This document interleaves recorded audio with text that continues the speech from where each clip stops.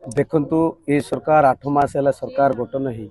आज को 8 मास भितर 18,000 महिला जो निर्यातित होती ओडिशा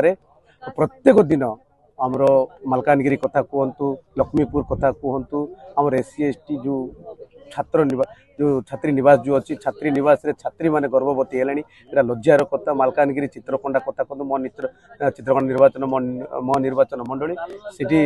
10म श्रेणी छात्री से जड़े माँ है गर्भवती है से गोटे छुआ जन्म करवा गोटे दुर्लभ लज्जा कथा ये अनेक घटना घटुची ओडिशा रे इटी नारी मानकर सुरक्षा नाई नारी मानक पई ये सरकार कौन सी दरद नाई कि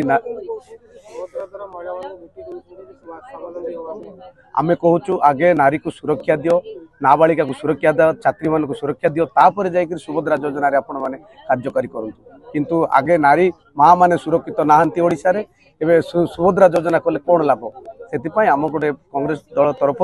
आज गांधी मूर्ति तले जो प्रतिवाद करुचु बाहर गृह भितर प्रतिवाद करुचु जो दिन पर्यंत ओडिशा रे नारी सुरक्षित नहांती कि